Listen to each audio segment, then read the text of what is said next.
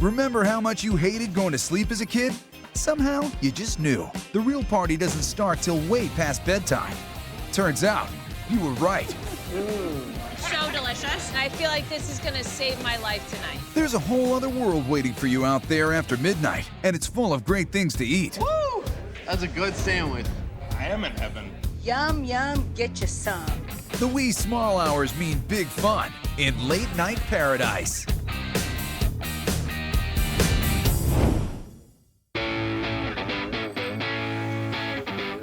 In New York, the city that never sleeps, there's no waiting till the weekend for brunch.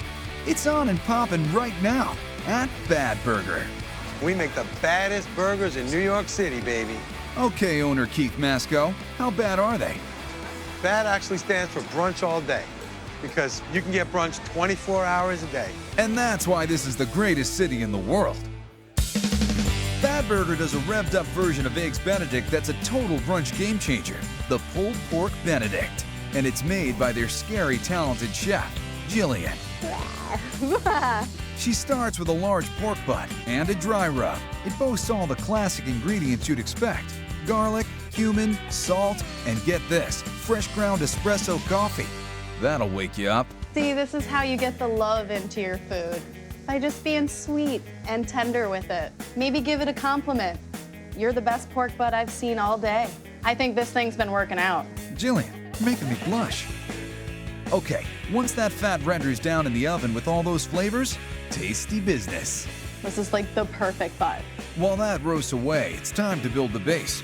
Forget tired old English muffins. Bad Burger uses deep-fried discs of yummy potatoes. Jillian mashes up a mess of home fries and sweet potatoes. P.S. That's a regular-sized masher. She's just really tiny. So I think other than a meat tenderizer, this is the best thing to have for the zombie apocalypse.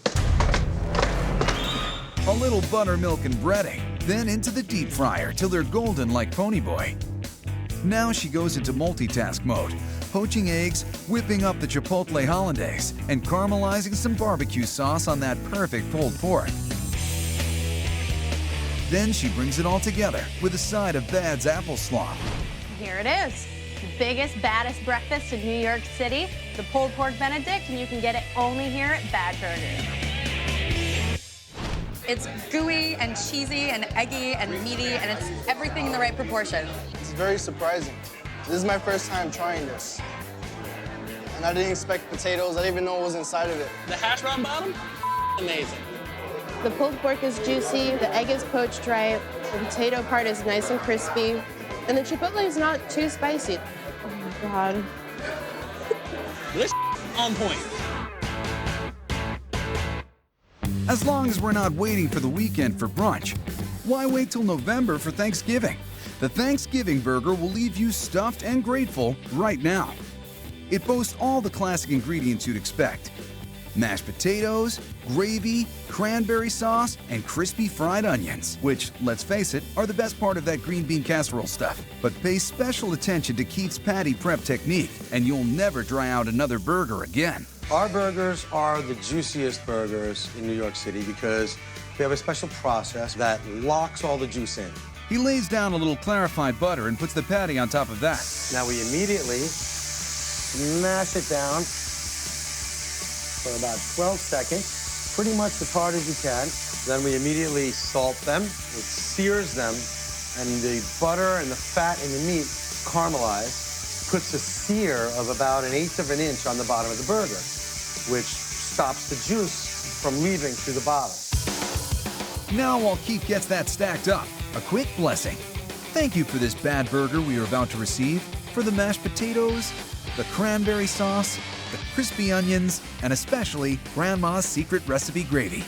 Come on, Keith, you can tell us what's in the gravy.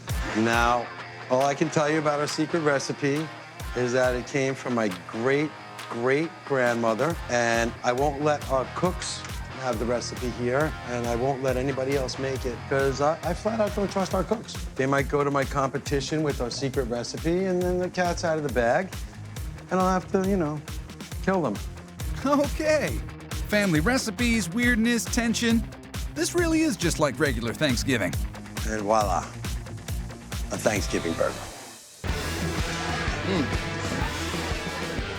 think I'm gonna have to just do this for Thanksgiving every year instead of an actual turkey. So when you need to make one last stop after last call, but before Betty buy, a good bet is Bad Burger. There's no place like Atlanta, Georgia, home of the Braves and land of the free-spirited. Welcome to Atlanta. Things get a little wild around here. When the sun goes down, anything goes, especially a meal between dinner and breakfast. We'll call Dinkfest. This is good, man. Sweet and spicy, can't go wrong. Want some? There's one place that outperforms the rest. At Delia's Chicken Sausage Stand, we are all about big, fat, fabulous sausage. I may have neglected to mention this, but I'm Delia, and this is my chicken sausage stand, so you better come on and let me feed you. I've been coming to Delia's since the day it opened. And haven't stopped. Okay? This is where it's going on. This is the after party. Absolutely. You go to the club, then you come to Delia's. That's just what you do. How often do we get drunk is how often we come here, all right? That's every night. When it's time to soak up the night's high spirits and ready yourself for the day ahead, you'll need a dose of Delia's home remedy, a deliciously beautiful disaster known as the hot mess. Hello, jalapenos. This sausage is making a stand. It's a no porking zone. Delia is the queen of chicken bangers. And of course, everything here is made from scratch. We use all natural chicken thighs. We hand debone them. You know, it just takes a minute to do it right. Count your fingers. Try to end with 5 if you began with 5. You spice it, you let it rest, and then grind it. A little bit of paprika, a little bit of cayenne, a little bit of crushed reds. That's really going to give you your heat and the nice flavor on the finish. And of course, you need a little bit of brown sugar because everything is better with dark brown sugar. Next up, mincing the meat. My favorite part. Because Delia don't see nothing wrong with a little clump and grind. Feed the goodness in. Don't put your fingers in too deep. Got some rules, even though we are here late night. Rule number 2, call in the big guns. Snap, hot. John, back me up on this. Every great sausage maker knows you have to lube the tube. Seriously? Seriously. After you lube the tube, you have to stuff your cylinder with all of that big, fabulous sausage. Seriously? Seriously. I didn't make this up. I'm just telling you how it's done. Okay, here we go. There we go. Hold on. No, can't take your eye off the sausage. We'll take your word for it. After that, tie them off, measure them out, and pop them in the oven for 30 minutes at 350 degrees. And these babies are ready. Hot stuff and sausage too. Saucy. It's no secret what makes this wurst the best. A silky southern-style tomato and vinegar-based barbecue dip, known in these parts as comeback sauce. This is what keeps you coming back for more. One taste, and they may never leave, especially when a fresh from Philly moist amoroso roll serves as the vessel. We do our homemade black bean and chicken chili, a nice big ladle of that. We top it with our homemade beer and cheese sauce. Everything's better with cheddar and some spicy pickled jalapenos, because what's gonna get you home safely on a Friday night? A hot mess. It kicks butt, man. It's spicy, but it's light. It's not greasy. That's really good. The chili has a good seasoning on it. I feel like this is gonna save my life tonight. I get some of the chili that's full of flavors, and then I got that heat that gets me on the end, and then I've got that cheddar that gives it that thing. So it's great. I love it. Oh my gosh. A little messy. I think this is the essence of comfort food. You take a big bite of this and everything's gonna be okay. You may have to loosen your belt along with your inhibitions, but some things are worth it, like these perfectly packed punches of hell yeah, the sloppy sliders. Once you take that bite out of it, pow, bam, that's what you're looking for. Order up. So after we grind the sausage, we can either make the link or we can make the patty. So what you need is a little bit of deli paper.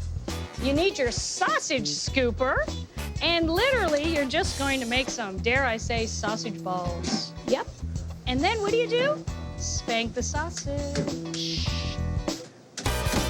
Time to turn it up. With a little splash of water to speed up the process, these patties are done in minutes. And top each bun with our patty. And you can call it a comeback. More of the sauce we just can't get enough of coming at you. And the pickled jalapeno, because it just bursts the flavor. They're absolutely absolutely delicious. They're a little spicy from the sausage and also the jalapeno. You get the doughy red, and then you just get the cheesy goodness at the end. I get a little heat, and I get a little that sweetness from the sauce. But then you come right on in with the bread. It just wraps it all up, and this sausage. No matter where you're coming from or what state of mind you're in, Delia's has got you covered. I can change a person's day, a whole day, by serving them honest, good food. You just come here, you be real, and you get some food to make you better. It's so good. Cheers. Got a late night hankering but feeling a little light in the pocketbook? There's a place in Florida made just for you. $5, holler at me all day.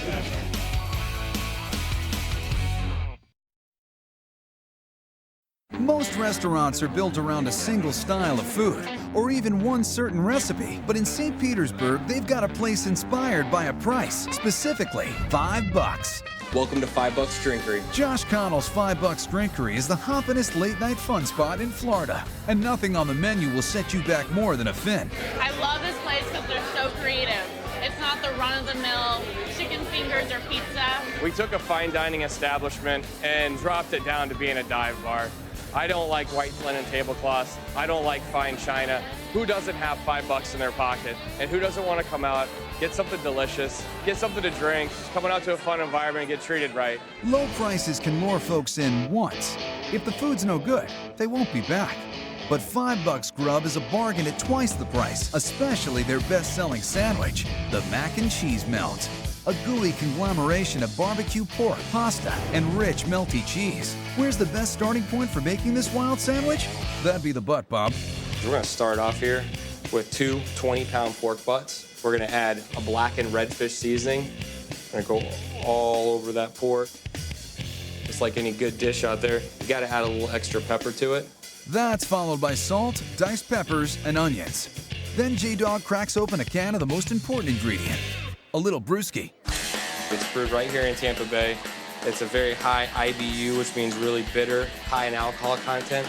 Just good enough to loosen up all that pork, but it's gonna get a flavor in there that is just, you can't duplicate. That's one for the roast and one for the host. The pork cooks down in the oven, low and slow for 10 hours. Meanwhile, cheese is married to mac. Josh prefers sensual shells to standard elbow macaroni, ever since the Mac and Cheese Melt was born in a fit of hungover inspiration. Literally after a night of drinking, I went to my fridge and all I had was a little bit of macaroni and cheese left over, a little bit of barbecue pulled pork from maybe 2 or 3 days ago, and a couple of slices of bread. And amazingly enough, you slap it all together and you get a Mac and Cheese Melt. So naturally that thing had to make it to a menu. Now it's time to lay the foundation. We're gonna throw down 2 pieces of toast, a whole bunch of butter. We all know butter makes everything better. We're gonna take 2 pieces of American cheese. Don't be shy with cheese. Cheese is the way to please. Indeed. Let the cheese on cheese action begin. Next comes the meat. How much do you pile on exactly? It's about 2 to 3 ounces. I don't know if you noticed, but we don't really measure anything around here. Food cost isn't exactly what we're looking for. That must make your customers happy and your accountant crazy. Tag it with some homemade barbecue sauce and it's ready. What do you do now? Put it on some of Grandma's fine china, I imagine? We don't serve drunk people fancy plates around here. We use red baskets and aluminum foil. And that's a Mac and Cheese Melt. Seriously? Mac and cheese on my billboard? What don't you like about it? It really is. Oh my God. This pork was so slow roasted, you can just tell by the taste of it. There's even noodles in here. Oh my goodness, it's mac and cheese. I'm so happy. I love it. Bar hopping works up a mighty big appetite, and $5 has just the thing to fill it. The Texas Burger. It starts with only the leanest of ground beef. Psych! Just kidding. This cowboy is an awesome grease bomb. When you're out partying, getting hammered, I mean, what else do you want more than a greasy burger?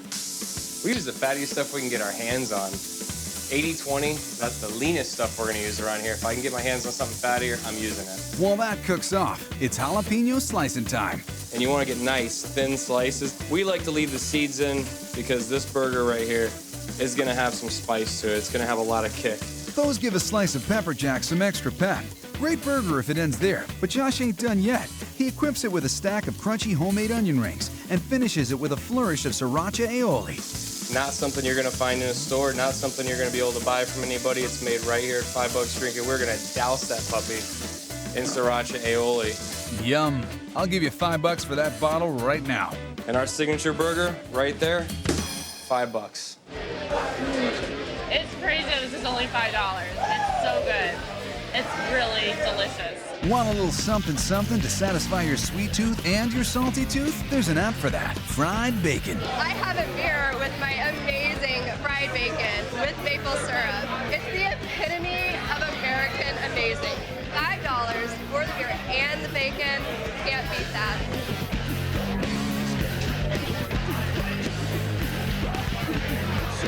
The best combination I have ever had. So good. How does 5 Bucks Drinkery stay afloat selling big quality food at rock bottom prices? Volume, volume, volume. The flavors and the fun here are turned up all the way. You can bet your last $5 on it.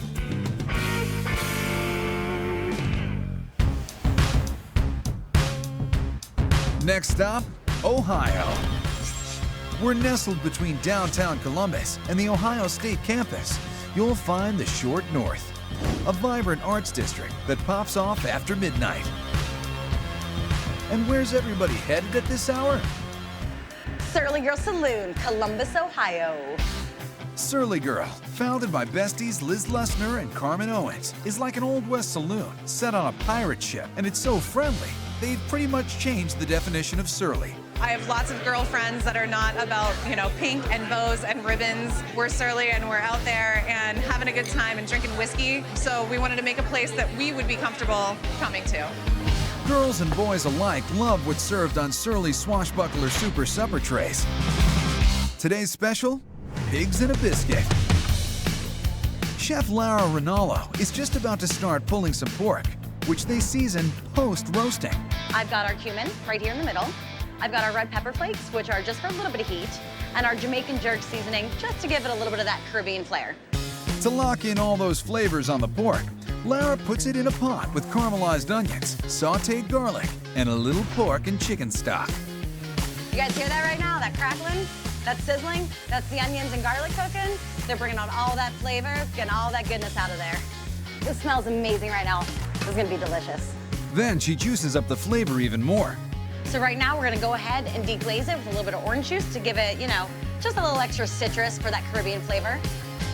About an hour later, and boom, pork is done. That sweet, succulent pork gets framed by a pair of fluffy homemade buttermilk biscuits. Then Lara ups the comfy factor to DEFCON Spud. All comfort dishes need a good side of mashed potatoes right here. I don't want to freak anyone out with the H word, but Surly Girl's late night grub is actually kind of healthy. They don't even have a deep fryer. And am I seeing things, or is that fresh steamed broccoli? So who says bar food can't be a little bit healthy? But of course we balance that out with a little sweetness. Gotta have your cupcake on the plate here. This is our pigs in a biscuit, Swashbuckler Super Supper tray. I have the Slosh Bucket Super Sipper. Slosh Bucket Super Sipper. Slosh Bucket Super Sipper. I don't know, but it's really good. It doesn't matter what it's called. All that matters is how it tastes. I don't even know. The pigs in a biscuit. Pigs in a biscuit.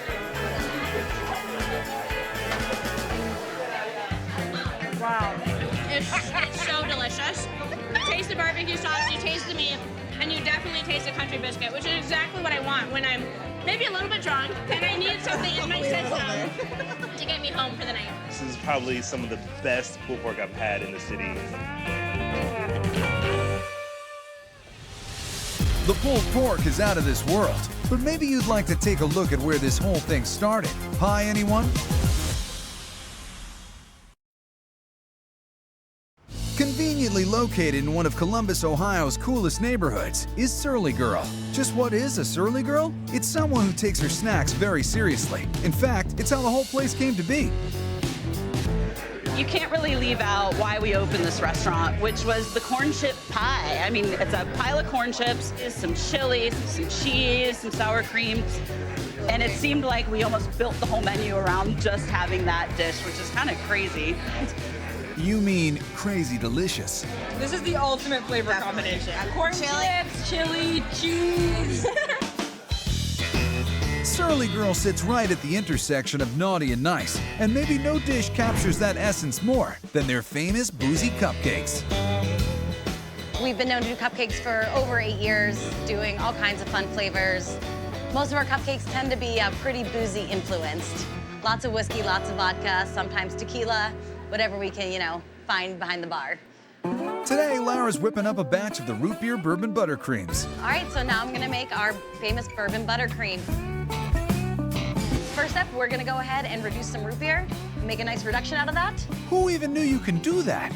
Mind blown. That sweet concentrated sauce gets mixed into the rest of the usual cupcake ingredients, then into the oven.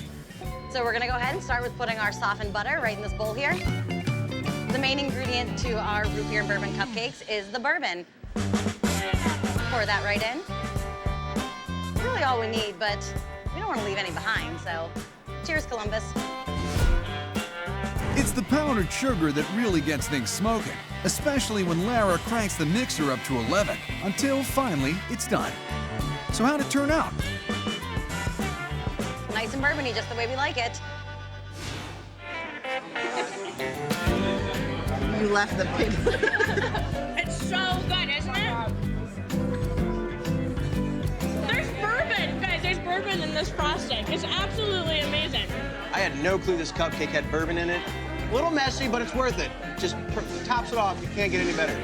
So for late night fun in the Midwest, vote Surly and vote often, if you know what's good for you. Kicking ass and taking names. That's what us Surly girls do here. For good eats and good music, any time of the day or night, you better head down to Austin, Texas, the live music capital of the world. And while you're there, you'll kick yourself if you don't pick up a plate of some of the best fried chicken in town. I'm Miss P, and this is Miss P's Electric Cock. Oh my God, a lot of flavor. It's so good. P's Chicken is the bomb.com. Miss P, or P Mama, is Perry Ray.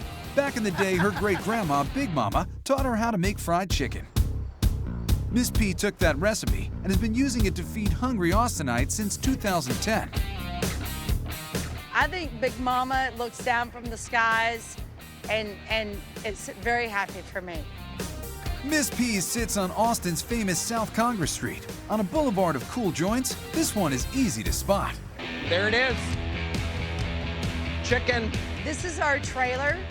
We adoringly named her Peaches, and she's a 1951 Spartan Imperial Mansion, and we think she's sexy and adorable, and she's ours. At Miss P's, it's all about the love and her crispy fried chicken. To achieve this golden greatness, Miss P bathes the chicken in her special wet dredge. So this is the wet dredge that we actually use. It's a buttermilk wet dredge, and it has a secret sauce in it that actually gives it some flavor that we like, because we like things spicy at Miss P's Electric Cock. So what's in this wet dredge that makes it so special and so spicy? I can't tell you what's in this dredge. I'm gonna tell you that there's buttermilk and a secret hot sauce, and that's all you get to know.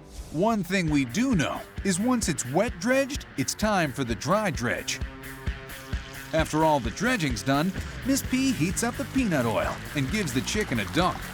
We have our completed 3-piece beautiful chicken, and we garnish it with some herbs, a little bit of escabeche, which is your pickled jalapeno, onions, and we finish it off with a beautiful sweet roll. Yum, yum, get you some. Miss P fries up her chicken all day, but when the sun sets, things really get lively.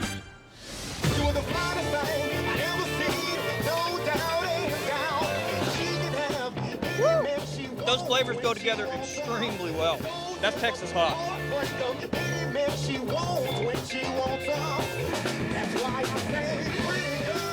It's just a good Southern recipe, you know, it reminds me of home. Now, there's a secret to eating Miss P's chicken. The secret is you bite the jalapeno head off, let the juice run down the skin, and then you eat the skin as is. You can't beat it. You can't beat it. It's so good. It's electric. It's so crunchy. It tastes so delicious. It's like an onion. It just layers and layers of juiciness and flavor. Flavors and the spice and everything just explodes in your mouth. I need another napkin. Can you pass me a napkin? Yes. And the second best thing about it as well is the nightlife, the atmosphere, the musicians, they kind of get you up and wanting you to get up and dance, and it just feels so at home here. If you haven't had a chance to eat this chicken, you should definitely get on down here because it's freaking awesome. There are two things folks in Wisconsin don't mess around about: late night eats and cheese. The cheese is the best. You seriously need to try this. Have you not tried this yet? Our next late night jaunt takes us to Madison, Wisconsin, home to the University of Wisconsin.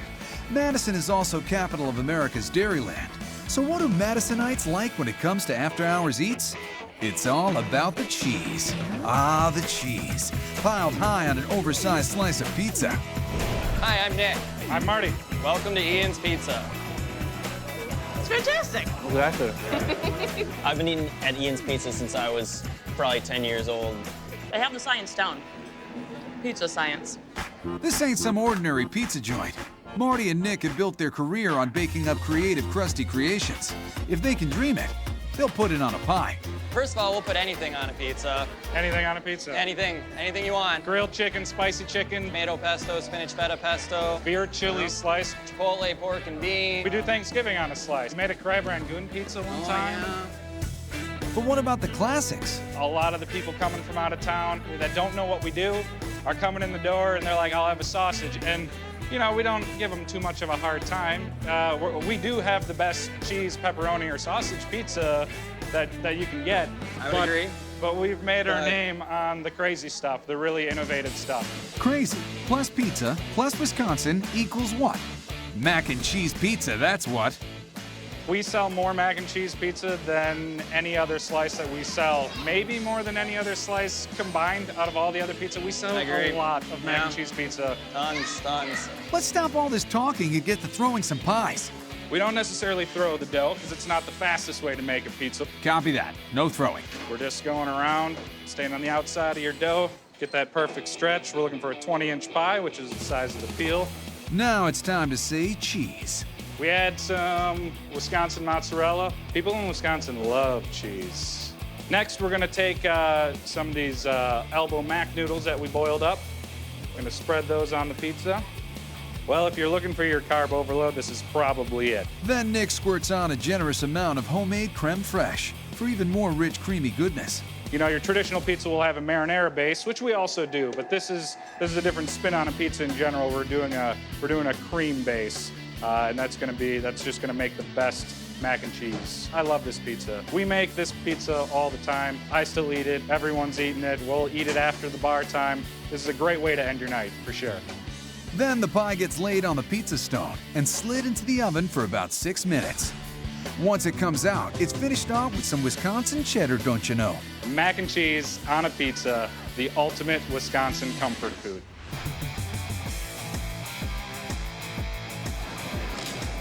It's good.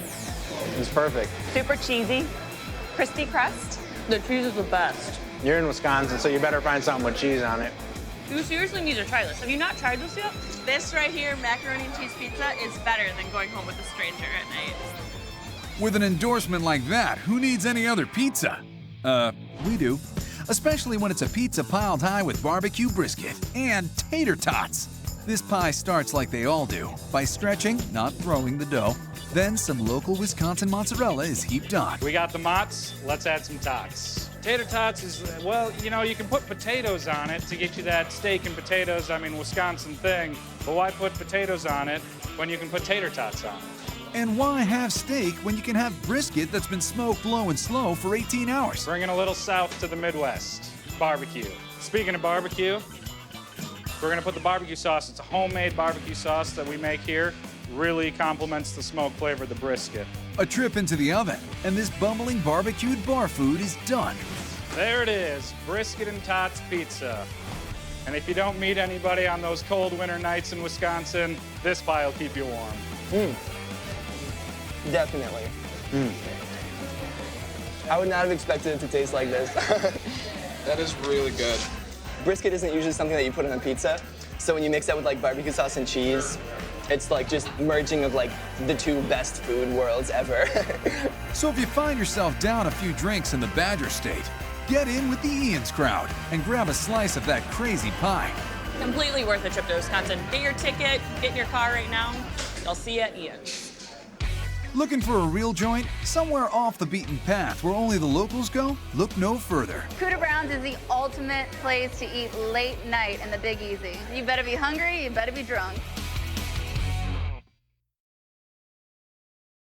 Think of late night New Orleans, and you probably think of the French Quarter. But to experience the city after hours like the locals do, head uptown. While you're there, hit up Cooter Brown's for a brew and some hearty late night grub, Big Easy style. This is kind of an escape. It's not anything like the Quarter or anything downtown, and this is where the locals go. Cooter Brown's is a no-frills kind of joint, but they take their beer seriously, with more than 400 kinds to choose from. As for the eats, they don't slack on that either. Trust me, this ain't your average bar food. This could be considered an ultimate sandwich.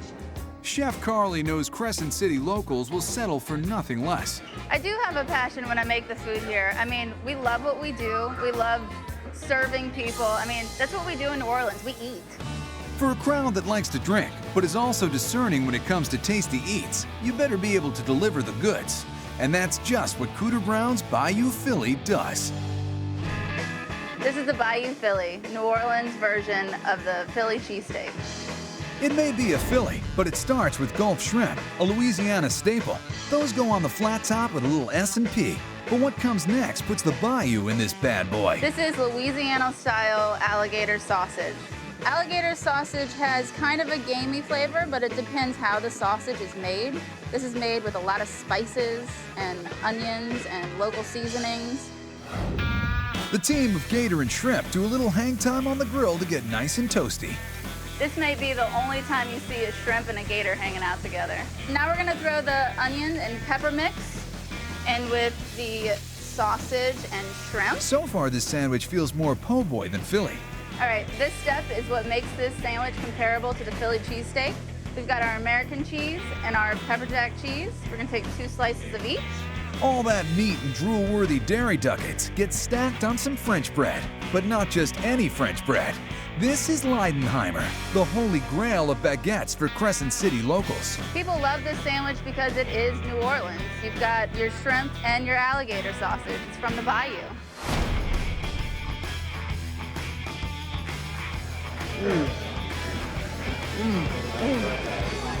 That's good.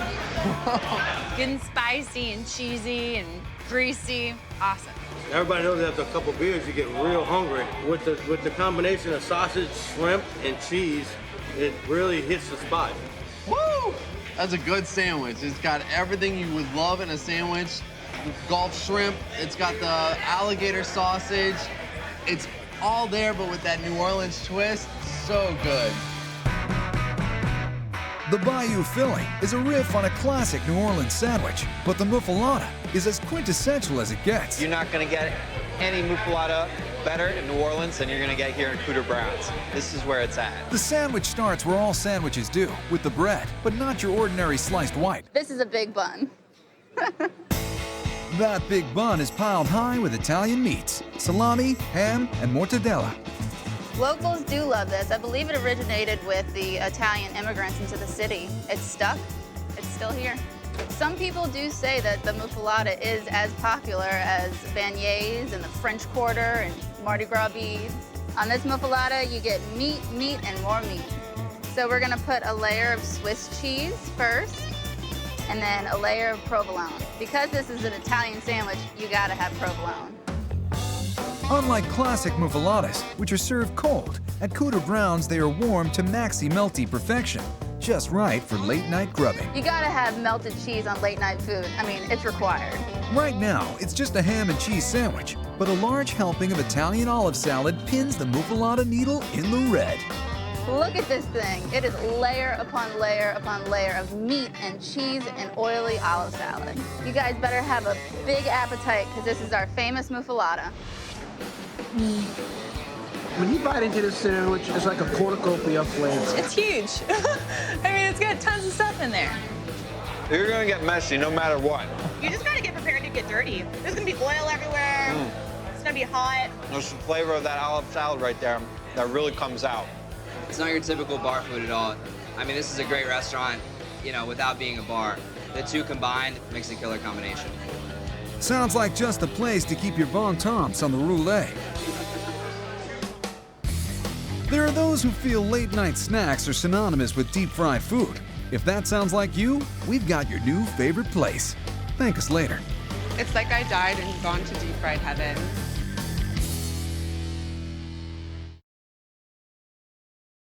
Deep down, we all wish we could live on food that satisfies our most gluttonous desires. And in the college town of Fort Collins, Colorado, there's proof you can stay up till 3 a.m., eat whatever you want, and still make it to class in the morning. Fat Shack is just every guilty pleasure you could ever want, all rolled into a sandwich.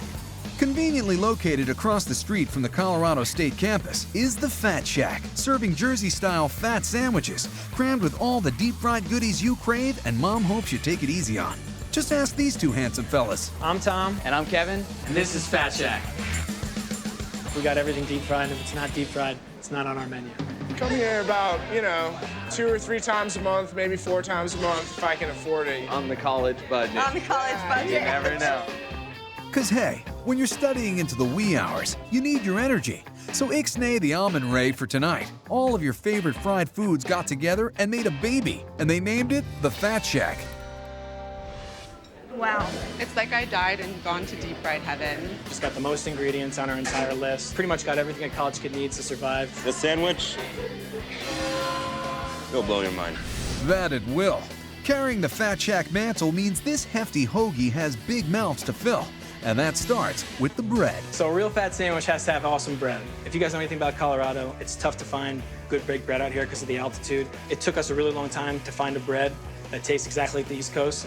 This would get shipped out from actually Ohio, and honestly, it's better than that fresh baked bread that we have out in Jersey. Tom toasts that up. Then comes the fried foods. Chicken tenders, onion rings, mozzarella sticks, French fries, and jalapeno poppers. Still seems a little on the skinny side to me. So this is a Philly cheesesteak. It's the same kind of cheesesteak that we use back on the East Coast. These are 2 slabs of it. We're gonna let this cook up a little bit. What else you got? Here's 2 slices of American cheese on there. Ah, yeah, steam it up. Get it all nice and melty. This baby's gonna be loaded. Believe it or not, everything you see in this bowl is about to go on one sandwich. Countdown to munch launch in T-minus 10 seconds. Cheesesteak? Check. Fried foods? Check. Honey mustard? Check. Captain, you're now clear for takeoff. So there you go. If there's not sauce dripping out of it, it's not a Fat Shack sandwich. It has so many layers. Like, you'd think that all of these foods would clash, but they taste so good. It's tangy but sweet and crunchy. There's a lot of food in your mouth at one time. It's got soul. Fried, salty, and sweet. Bread is so fresh. It's that perfect mix of soft and crunchy. It's addictive. Cheers. Best sauce in the world, I tell you. It's really rich, really sweet, tangy. This is the best sandwich I've ever had. Ever? Ever. Ever. And I'm a college graduate, so I know. Still can't find something fat enough for you? No problem. We'll deep fry anything here for $1. Deep fried ramen noodles, deep fried cheesecake, anything edible and legal. Right. How about some deep fried cream cookies, cakes, and crispy rice treats? The desserts start with a deep dunk into some sweet batter, followed by a flip into the fryer, a quick roll in some powdered sugar, and let your deep fried dessert fantasies commence. This puts funnel cake to shame. Yeah. Pretty much the best thing ever. And totally worth the calories and the white stuff all over my face. Might go into diabetic shock. Don't worry, Mom. The kids are gonna be all right. The Fat Shack is F-bomb awesome. All right. Cheers to our little girl. Well, would you look at that? Oh. Cheers. Well, that sun peeking over the horizon means it's probably time to call it a night. Someday, when you look back on the post-last call hijinks you enjoyed in late-night paradise, it'll all seem like a beautiful dream. The part you can remember, anyway.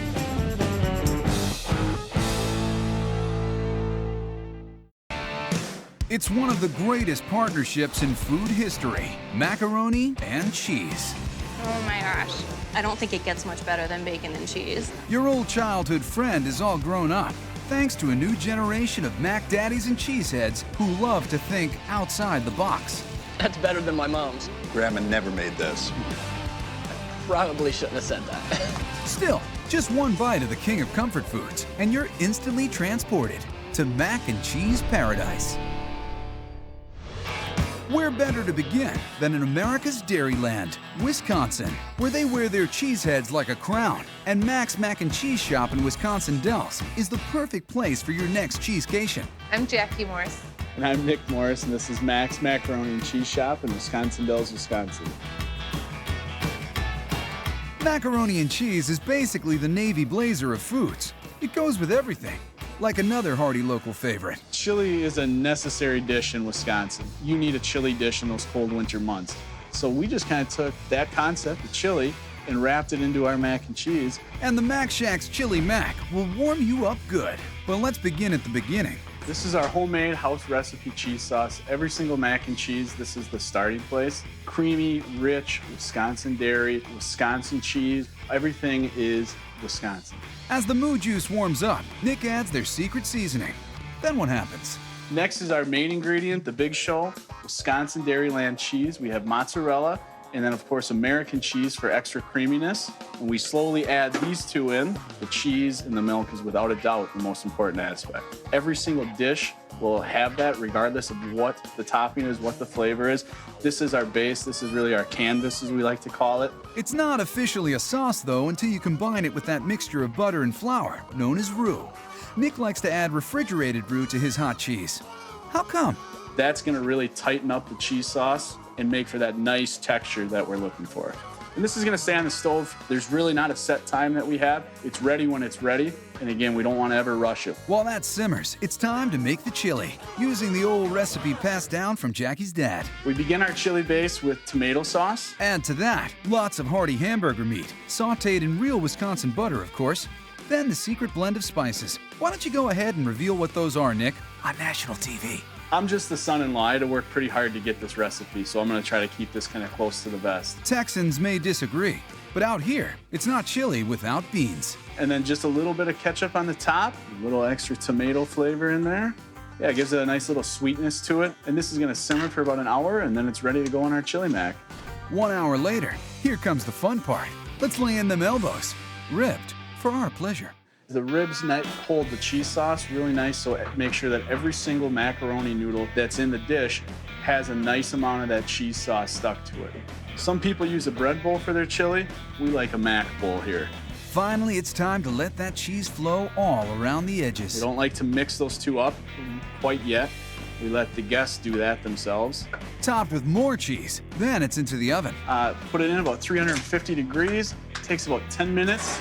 We'll get that nice brown crust that we're looking for. For a simple dish, this one has a lot of finishing touches. First, we're gonna add a dollop of sour cream right in the center. And since you are in Wisconsin, we need a little more cheese. We'll just add a little more cheddar just to the top. Next is our diced onions for a little bit of crunch, some chives as a garnish. Then our secret weapon, corn chips. Give it one more layer of crunch before we serve it to our guests. And finally, as with all of our macs, we're gonna top it off with some homemade toasties. There it is for those cold Wisconsin nights, our chili mac. Oh my God, this is amazing. Very good. The flavors are just smooth and meld together really well. Yumminess! You could taste the onions, the chili, the sour cream. Yeah, cheese is fantastic. I can taste the cheese and the chili, and it's so creamy. I love this stuff. One of their most important dishes is the hangover mac, nicknamed the McGowan after Nick's former college roommate. My name is Casey McGowan, and this is the Hangover Mac, named after yours truly. The Hangover Mac boasts a laundry list of tasty treats designed to repair the damage after a night of too much fun. It's got a hot dog, hash browns, green peppers, onions, and of course, mac and cheese. Every drunk food imaginable came together and had a big wapatuli party in the skillet here. A wapawati party? A wapatuli party is what we call a big rager here in Wisconsin. Everybody would bring like a bottle of booze and you would dump it into a garbage can and it made like a big punch. Say no more. Sounds like you guys majored in fun. Nick sautés peppers, onions, and mushrooms and gets some hash browns nice and crispy. After we flip the hash brown, we add 2 slices of hot dog to the mix. Keeping with our Wisconsin theme, these are the same hot dogs used at Miller Park in Milwaukee, where the Brewers play. And we add bacon to this because, hey, everything is better with bacon. On a tough Sunday morning, you need some spice to clear the cobwebs. And then we finally top it off with our pepper jack cheese. Gives that hangover mac a nice little kick.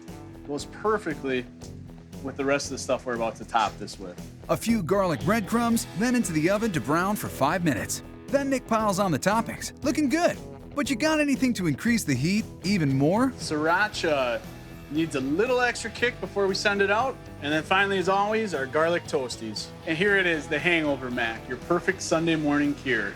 Must be nice having a living legacy this delicious, hey Casey? Yes, I'm very proud. Thanks to the dedicated cheeseheads at Mac's Mac and Cheese Shop, Wisconsin once again sets the gold standard for cheesy goodness. You betcha this is the best macaroni and cheese. You can bet the dairy farm on it.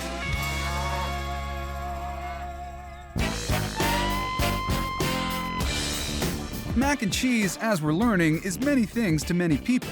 But for the Mac Shack in Brooklyn, mac and cheese is all about the party. What's up, what's up? My name's Kevin James. I'm owner of the Mac Shack, and welcome to Brooklyn. Gotta do it for the Mac. Oh, look out. When people come in the Mac Shack, we want people to always have fun like it's a party. We got great music playing, great atmosphere, real energetic, real live.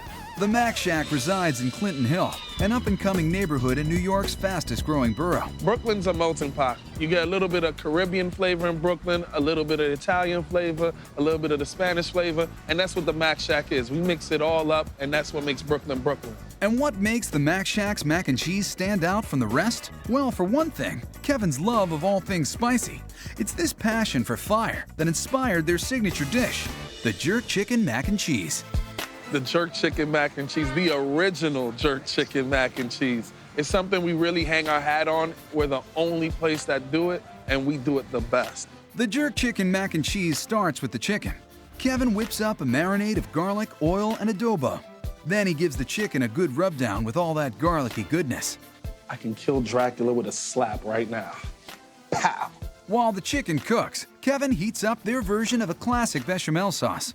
Mac and cheese has to be creamy, and that's what the bechamel brings to it. It gives it that creamy richness that you love with your mac and cheese, especially as the cheese melts, so it just flows right through the whole mac the entire time. But this sauce has to have a kick, so he adds a very generous amount of Oscar's jerk seasoning. Oscar, who makes the seasoning, hands down is the best jerk chicken seasoning I've ever tasted. I'm from Jamaica, and I could stand by it.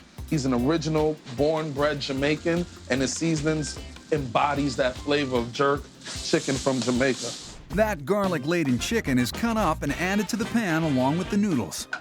This is my favorite part right here. Just watching everything mix together, everything just mold and meld. It's like a beautiful marriage. It's like Kim and Kanye. Maybe not that cheesy. Let the layering begin. Kevin lays down a big helping of the chicken mixture into the bottom of the pan. And now we add the first layer of cheese. First layer, you have Gouda and Fontina. We like to use Gouda and Fontina because Gouda melts well and has a great flavor. And Fontina, it also adds a bit of sharpness to it. From there, more chicken and noodles are put on top, followed by more cheese, this time Swiss. Now the final step, we top the mac with breadcrumbs. A little parsley sprinkled on top for color. And the whole thing is baked for 5 minutes to an exquisite golden brown. Boom, the original jerk chicken mac. It will change your life. That may actually be an understatement. It's orgasmic. Can I say that? This is a little taste of home. Believe you me, you can't get it any better. Yes, you get this in Jamaica. I've never tasted it like as good as this in Jamaica. It's delicious. Is this the best mac and cheese in America? Yeah. Brooklyn may have a lock on spicy mac and cheese, but out in Portland, there's a dish so rich, dare we say, so cheeseburgery. there will be no small talk during dinner. Can I eat it now?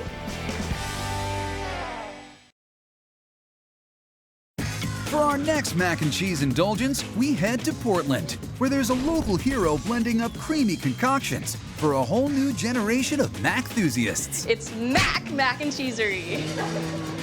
Emily Everett opened Mac and Cheesery in '08 as a way to help heal her ailing nation. I love mac and cheese and I love the restaurant industry, and so in the economic downturn when I got laid off, I decided to just jump in and start a restaurant based on my favorite comfort food. Because when times are tough, folks need something tasty that'll stick to their ribs, like her delicious cheeseburger mac. Everyone seems to love it. It's a lot of different comfort foods smashed into one. You've got your mac and cheese, you've got your cheeseburger, there's even bacon in there, and it's just fantastic. Emily starts her cheese sauce with a roux, made from rice flour because the friendly folks of Portland can tolerate anything except gluten. So the milk and the cream is nice and warm up to temperature, and we're going to add our secret blend of spices. I tell you, but then I'd have to kill you. And in a town that fetishizes organic this and locally sourced that, Emily answers to a higher calling for the real secret ingredient. What tastes best? We were playing around with it to make sure it had the best texture and flavor. This is a powdered milk that we use, and we found that non-dairy creamer adds an extra flavor and richness to our gluten-free sauce. But don't worry, there's still plenty of that local flavor too. Okay, now that that's good and combined, we're gonna add our local cheddar from the Oregon coast. It's so good. It's the best you can get. So there's the cheese. Let's move on to the burger. That's not imported beef, is it? It's gotta be local. It's in Portland. Oh, thank goodness. And we'll add a pinch of seasonings, just a little salt and pepper. And while this is browning, we're also gonna add our bacon bits. We just fried it up this morning. And some caramelized onions, which we did this morning. And while this is finishing browning and all these flavors are combining, we'll go ahead and get the pasta cooked. At Mac, the noodles are parboiled ahead of time because every dish is cooked fresh to order. I love cooking the cheeseburger mac because the smell of the bacon and the onions and the ground beef, it just smells like mom cooking on a Sunday. This is the point where a lot of places will sprinkle some breadcrumbs on their mac for a little extra texture, but not Emily. For the cheeseburger, since it's special, we like to top it with barbecue potato chips. It's a cheeseburger and barbecue just goes so well together. It's like a 4th of July picnic. And that's our cheeseburger mac. Based in North Portland's eclectic Mississippi district, Mac attracts a very diverse crowd. The hipsters love mac and cheese, the older people love mac and cheese, the younger people love mac and cheese. It's a universally loved dish, so we get everyone in here. Emily even extends the cheese tray of friendship to our neighbors to the north with her poutine mac. It's based on the Canadian comfort food, poutine, which is normally cheese curds and gravy over French fries, but we use it gravy, noodles, and fried cheese curds, and it's just so delicious. Let me break this down for the Canadianly challenged. This mac and cheese is covered not in cheese sauce, but in rich brown gravy. The gravy is made with our drippings from the pulled pork that we make here in-house, and some beef stocks, a secret blend of herbs and spices, and some flour. And when we have the gravy heating up, we're going to deep fry the cheese curds. Right. The cheese comes in the form of these golden deep-fried little nuggets. After gravy meets noodles, they go right on top. It's just our gravy which gives it the richness and the creaminess, and then the cheese curds give it the pop of cheese. This is our poutine mac. You're gonna love it, eh? The curds really make it pop. It's nice I don't have to go to Canada to get this. I can get it right here in Portland. I will eat this until I'm not kidding you, till I'm sick. They're so good. That's the thing about me and cheese. You and me both. And we have this lady to thank for feeding our habit. I am living the dream. This doesn't get better than mac and cheese and fun people, so I'm a happy girl.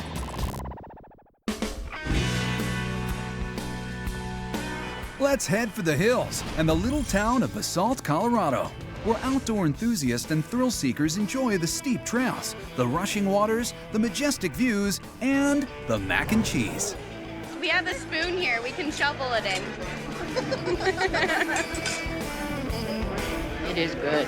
It is so good. Smoke Modern is all about rib-sticking food that will keep you warm on those cold mountain nights.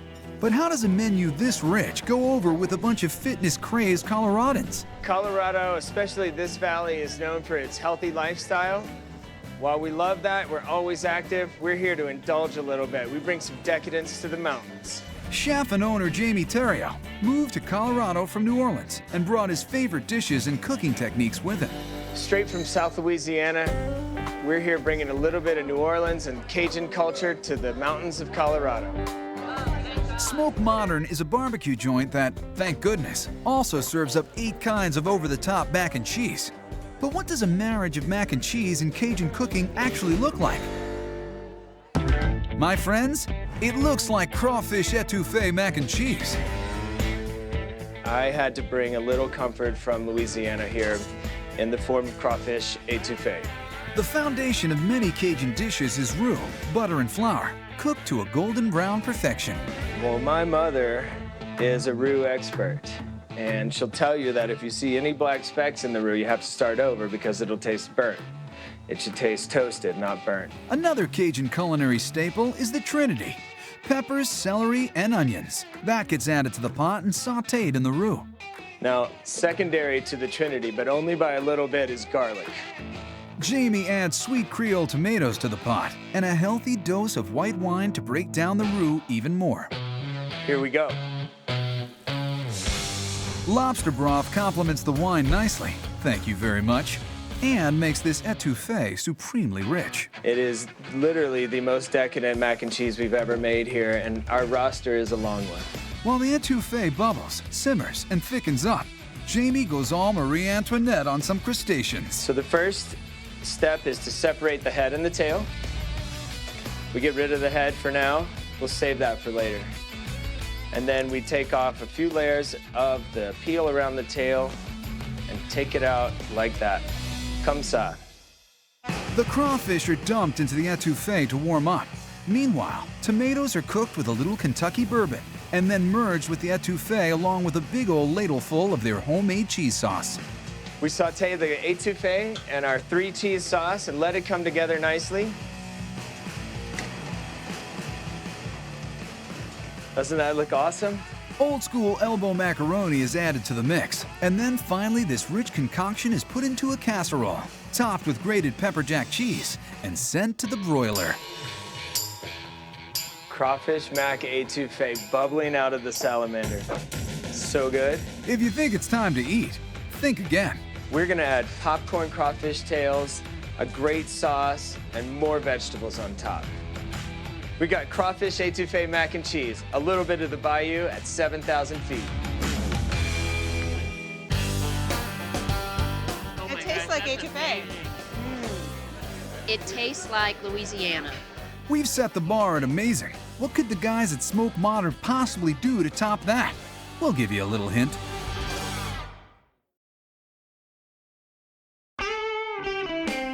There are 8 kinds of mac and cheese at Basalt Smoke Modern. And since this is a barbecue joint, you know there has to be at least one mac and cheese with a barbecue twist. That dish happens to be the Burnt Ends mac and cheese. Before we opened Smoke, I went on a massive road trip. I hit like 35 barbecue places in 5 days. One of my favorite things was a Kansas City specialty called Burnt Ends. Little did I know it would turn into one of our biggest draws, Burnt End mac and cheese. Burnt Ends start by smoking a brisket for at least 12 hours. Here's the moneymaker. So this thing runs about 24/7. We smoke all our barbecue over Missouri hickory and Colorado applewood. Once the brisket comes out of the smoker, Jamie cuts off the ends, dices them, and throws them on the flat top. We love crisping these little bits of brisket up on the flat top so that every mac and cheese has little crispy jewels in it. Those little crispy nuggets are added to a pan and then cooked down with some Kentucky bourbon. There's also barbecue sauce. So Kansas City sauces are typically a little sweeter. It's really the type of sauce that most people are familiar with across the country. It's a match made in heaven. A spicy pepper jack cheese sauce is added to the pan, along with some tomatoes, scallions, and macaroni. From there, it all goes into a casserole dish and is topped off with cheddar cheese. After 3 minutes in the broiler, we've got some bubbling cheesy love. Little color on top to seal the deal. And some scallions. Voila, burnt-in mac and cheese. Awesome.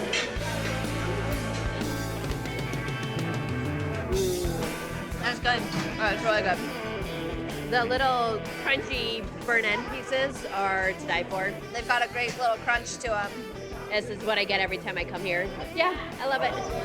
So get yourself to Basalt, Colorado. Hike, ski, kayak, and then treat yourself to some of Smoke Modern's outrageous mac and cheese. You've earned it.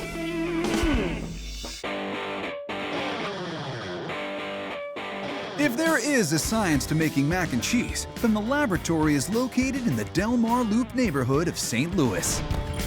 The brainchild of former scientist Bill Courtney, cheeseology is an experiment in creamy combinations served in cast iron skillets. It's really good. It's super creamy. Perfection. The moniker mad scientist of food is often overused, but Bill has the degree to prove it. I started as a chemist at Washington University and thought I needed to make a change. We're always experimenting with new macaroni and cheese. Just like in the laboratory, we start mixing things up, changing item by item until we get it right. And none of Bill's formulas have set off a bigger chain reaction than his fusion of mac and pizza known as the Hill. A dish that garnered his shop an award for best use of the worst cheese. It's sort of like winning a daytime Emmy. Provel cheese is a wonderful cheese. Provel is a great combination of provolone, Swiss, and cheddar all combined. Here in St. Louis, people have a love-hate relationship with it. I absolutely love it. I have no idea why others don't. Provel is a processed cheese that was invented in St. Louis in the 1940s as an alternative to mozzarella. Along with cracker-thin crust, it's the key ingredient in St. Louis-style pizza. It's very gooey. If you grew up here, you love it. If you didn't, you kind of are curious about it. It's gooier, like when you pull it off the pan. It's delicious. It's ooey, it's gooey. It's a St. Louis staple. You had me at ooey gooey. The Hill starts with pre-made bechamel sauce. That gets paired with some elbows, al dente of course, and then it's time for that infamous St. Louis pizza cheese. Some people aren't sure about this cheese, mainly because it's not mozzarella. It's tangy, it's a little smoky, and it melts like a dream. The Hill, named after St. Louis's Little Italy, pays homage to that neighborhood's celebrated cuisine. One of the things that they love to make on the Hill is their own Italian sausage. Here we call it salsiccia. It's a medium-hot fennel sausage. The great part about the flavor of this sausage is it's really strong and it'll mix nicely with all the cheeses throughout the dish. This is a huge skillet. We have over 32 ounces of macaroni and cheese. I've never been able to finish a large myself, but I've had 10-year-olds and 70-year-olds both be able to down it. A little red sauce. To finish this mac off, we use a fresh local marinara from Di Gregorio's Market on the Hill. And it's time to get our melt on. These ovens are actually pizza ovens. Why pizza ovens? Because they don't make mac and cheese ovens. This oven's gonna heat it both from the top and the bottom at the same time, making it nice and hot all the way through, giving it a good crispy top. This Hill is good to go, ooey, gooey, bubbly, and hot.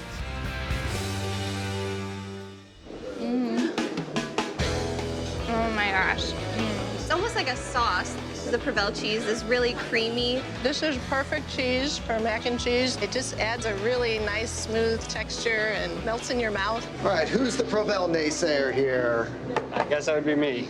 Bill's Italian-inspired mac is so creamy, so delicious, it's been known to convert the anti-Provel crowd. In St. Louis, you really can't get a pizza without it having Provel on it, and to have to actually speak up and say to your friends or whoever you're with that's getting the pizza that, can I get it with mozzarella? It's really, there's a bit of shame that comes with opening your mouth and saying that. So I totally brought him here to convert him into a Provel lover. I think I'm gonna succeed with this. We'll see. Okay. It's really good. Do you love it? This is the one use of St. Louis pizza cheese that I could go for all the time. Provel may be polarizing, but this next homage to fromage is something everyone in St. Louis can get behind. Beer cheese. You heard the man. Raise 'em high for Cheeseology's beer cheese and bratwurst mac. St. Louis is obviously a famous beer town, and this mac absolutely fits in perfect here. Like all the recipes here, the beer cheese is Bill's own special brew, made with sharp cheddar, garlic powder, cayenne pepper, and hot sauce. This beer cheese is a spicy beer cheese. Next, he adds a local pale ale. You can never have enough beer in this. Cheers. Oh, this beer cheese looks incredible. The beer cheese meets bechamel, noodles, and brats before baking in Bill's pizza oven. What's not to love? It's beer cheese, it's bratwurst. Come on, man. Ooh, that looks good. Delicious. It's definitely creamy and gooey. It's just such a full-bodied flavor. It's just absolutely fantastic. That beer cheese is delicious. The spicy, you get a little tingle on your tongue from it. It's the right amount of spice and the right amount of smoothness. It makes the dish a little more savory, a little more interesting. All I'm missing is my glass of beer. How about that? Cheers to science. At Cheeseology, they may not be splitting the atom, but their mac and cheese is proof of better eating through chemistry. Mac and cheese is many things to many people, but exotic? Yeah, it is.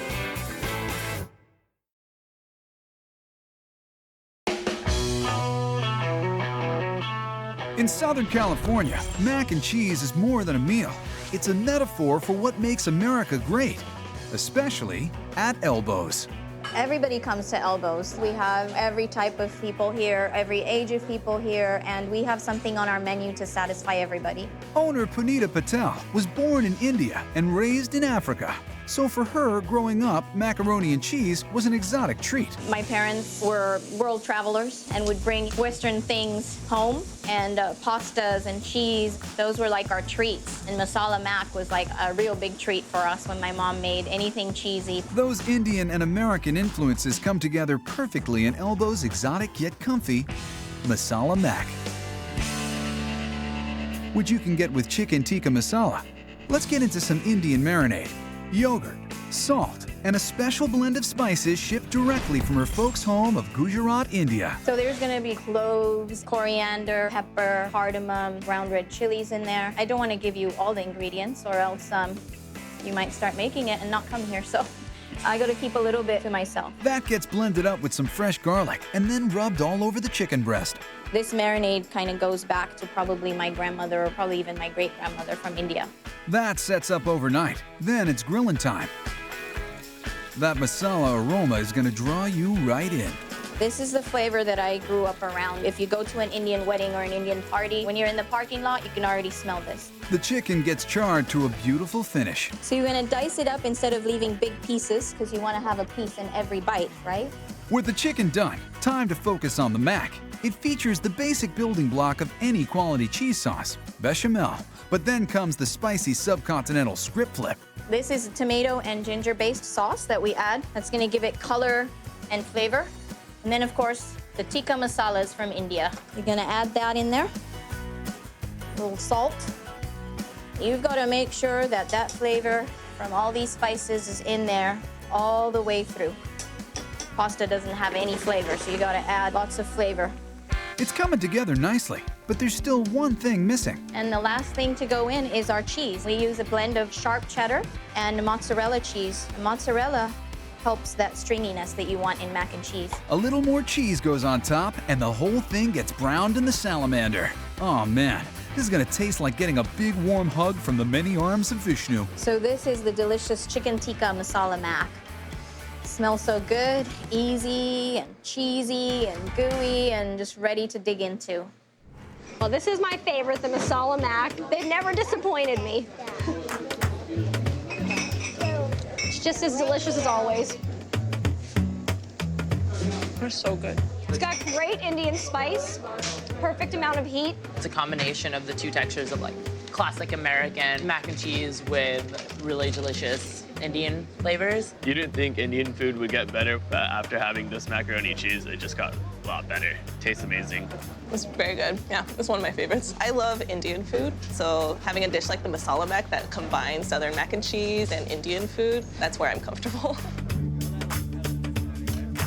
It's incredible. It's like my mom's cooking, but combined with mac and cheese, and that's pretty amazing. I would drive in 2 hours of LA traffic to come here to eat it, for sure. This is what I like.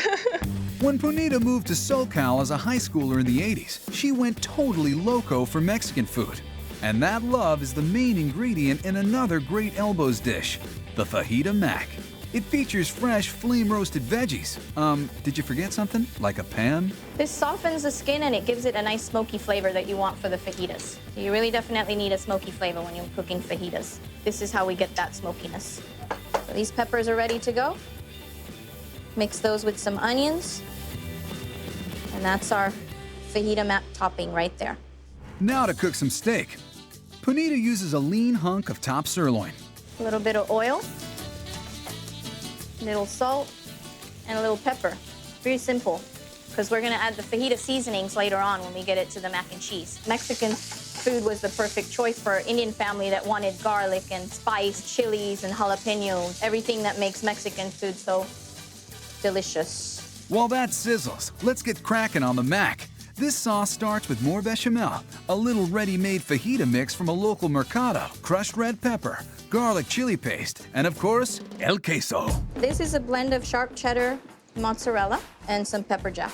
Pepper jack has that southwestern spicy flavor, so it adds to, creating that mac and cheese. Rather than mix everything all together, Juanita keeps the fajita components on top of the mac for a more authentic presentation, which of course includes a few tortilla chips. This is fajita mac and cheese. Makes you feel at home in Southern California. Wow. When you're first eating it, you're like, oh, okay, cool, I'm eating fajitas. But then all of a sudden, like, the mac kicks in with the crumbs. It kind of takes it to another level. I don't think I've ever had anything like this before. A lot of places do fajitas, but nothing with mac and cheese. The, like, smokiness comes out of the peppers. Like, the fire-roasted nature of them is just fantastic. I love it. That's just a whole nother level. It just gives the dish a complexity that you can't beat. There's almost nothing elbows can't take and make better with a little mac and cheesification. So for mind-bending mac and cheese flavors from all over the globe, Elbows is the joint. That's better than my mom's. Probably shouldn't have said that. Next, we're heading out to the other Portland for a mac and cheese so good, you never know what people will do to get some. I get usually the steak knife pointed at me if I try to reach over and have some of hers.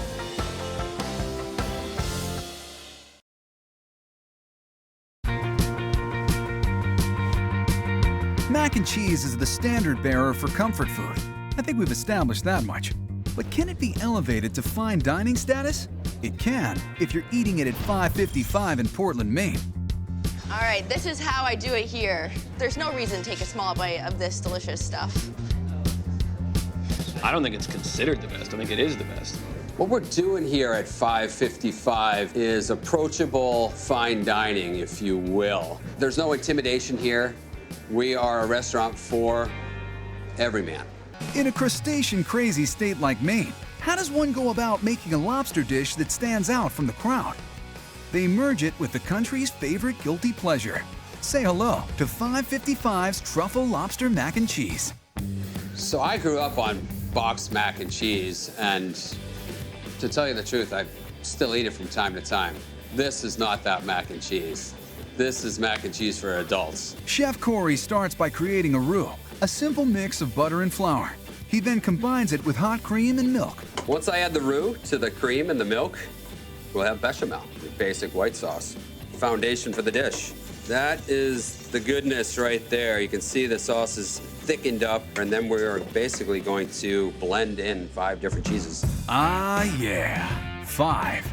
Gruyere, cheddar, Parmesan, Fontina, and mascarpone, an Italian cream cheese. All right, that should do it, and we'll blend it all together. All that cheese goes into the bechamel sauce and is instantly transformed into a classic cheese, or Mornay sauce. But isn't this lobster mac and cheese? All right, so here's the star of the dish, Maine lobster, world-renowned. These babies are coming out of the water 4 hours ago. The lobster is boiled for about 5 minutes and then dunked in ice water to stop the cooking process. Then all that sweet meat gets picked out of the shell. So you can see beautiful lobster meat coming out of this lobster. Nice full shell, nice firm meat, beautiful color. So we're just gonna take the size down a little bit on the lobster here to make it a little more manageable. All right, now is the time. We're gonna finish cooking the lobster in butter. We're gonna do it gently at a low temperature just to keep it nice, tender, and moist. While that lobster relaxes in its butter bath, the chef cooks up some torchio pasta and then combines it with his rich cheese sauce. Now it's time for all the different elements to come together. Lobster straight out of the drawn butter, right on top. Look at that.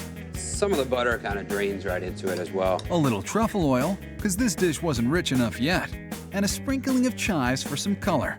But we're still not done fancifying this mac. And here we have black truffles from Italy. This is one of the rarest delicacies you could find, and it's Oh, it smells like you wouldn't believe, and it just adds a complexity to the dish and a bit of envy from the table next door. And there you have it, truffled lobster mac and cheese, straight from Maine. Exquisite. Perfect as always. It's so creamy, it's so decadent, and my favorite part are the truffles.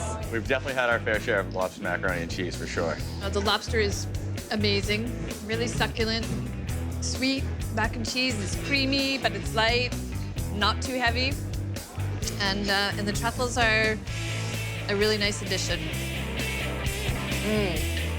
It's amazingly fresh and it's local. Who doesn't want fresh and local? It's amazing. You guys are catching something special because if you weren't here, she wouldn't be letting me have any of this. I get usually the steak knife pointed at me if I try to reach over and have some of hers, so it's unlike any other mac and cheese. It's a special moment for all of us here. So throw out that orange powder packet and head to Portland, where they know how to make food that will keep you warm at night. Let's roll on down to the streets of Atlanta with Mac the Cheese Truck, which is serving up some of the tastiest and most creative M&C south of the Mason-Dixon line.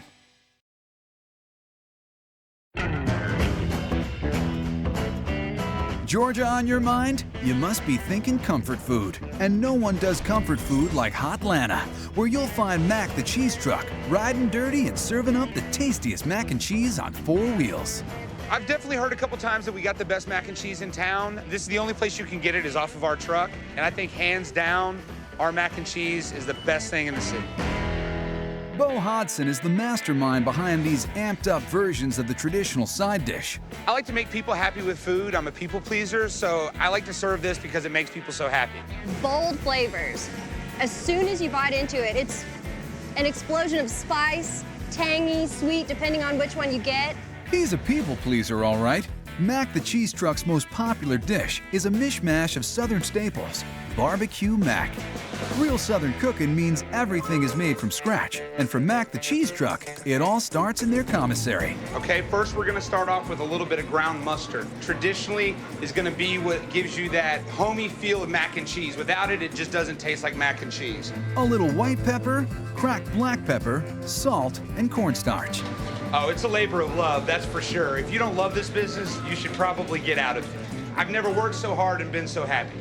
Time to multitask. The base is brought up to temp next door to a big boiling pot of macaroni.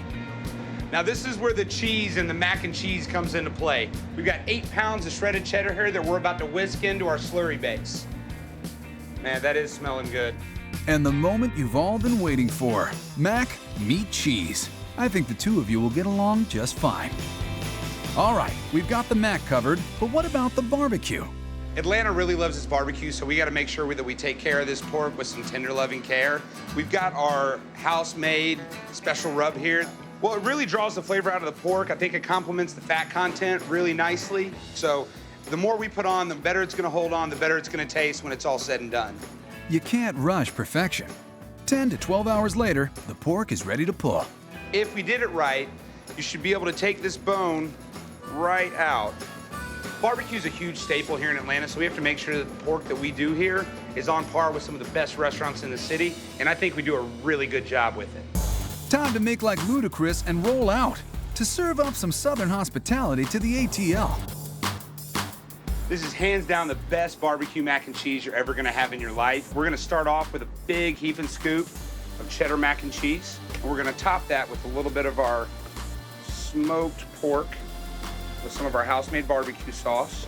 We're gonna bring it down here, and then we're gonna finish this bowl up with a little bit of house-made pimento cheese, fresh homemade pickle, and we're gonna finish it with a little drizzle of our homemade barbecue sauce. And that's our barbecue mac and cheese.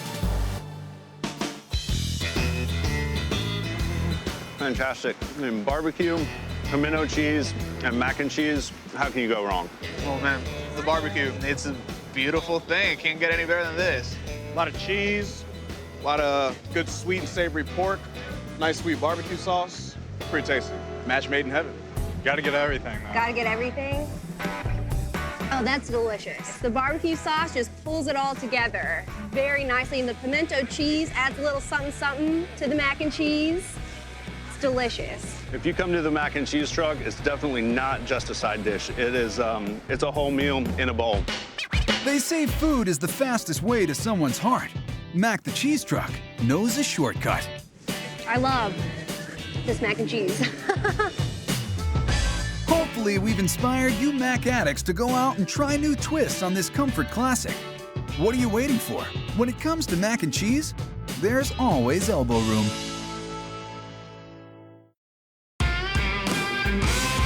In case you haven't noticed, the food revolution is taking over the streets.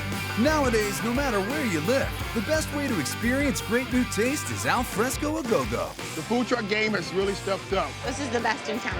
The quality and variety of vittles from food trucks and carts has exploded in recent years. God, I can't wait to put it in my mouth. Is it okay to drool on TV? Oh, yeah. Oh, my gosh. I need a napkin. So good. There's a signpost up ahead. Next exit, Street Food Paradise. First stop on our street food fantasy tour is San Francisco. There, wafting over the picturesque hills, is the sweet, smoky scent of bacon. The smell of bacon just makes people happy. It draws them to the truck. It's an aphrodisiac. It's my siren song. Let's go. Who doesn't love bacon? In a week, we go through about 900 pounds of bacon, times by 4, 3,600 pounds of bacon a month, and growing. In a food-centric, health-conscious city like San Francisco, you might think bacon would be a tough sell, but not for Jim. It seems his enthusiasm for the other white meat is just too contagious to resist. We can dunk it, we can fry it, we can griddle it, we can bathe in it. It's just, you go nuts with bacon. All right, you had me at bacon. And again at bacon fried chicken. Like every dish on this porkified truck, the bacon fried chicken starts with, I'll give you a hint. We grind up some bacon in our spice grinder. So this is our bacon magic dust.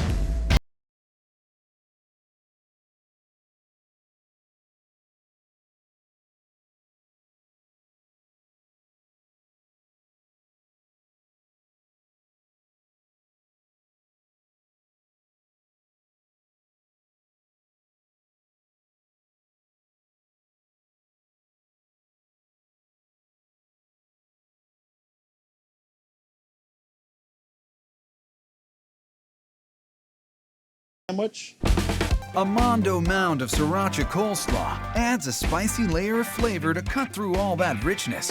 So you've heard of chicken fried bacon? Well, this is our bacon fried chicken sandwich. Is it okay to drool on TV? So terrible, I might have another bite, just to make sure it's terrible. Yeah. It's kind of smoky. The slaw makes it a little tangy.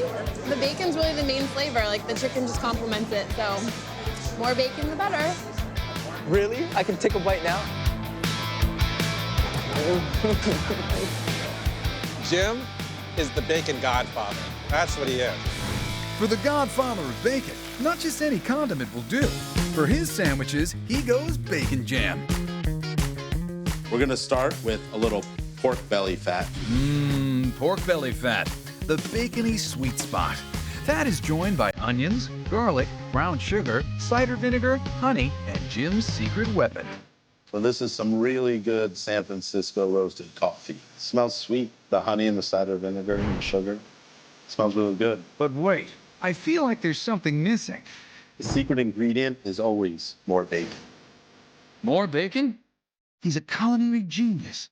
That bacon brew is left to reduce for 3 hours. Then it's blended together. Feel the power of bacon. The power of bacon compels you. Oh, yeah. That's awesome. It's bacony. It's got depth from the coffee. It's got a little sweetness.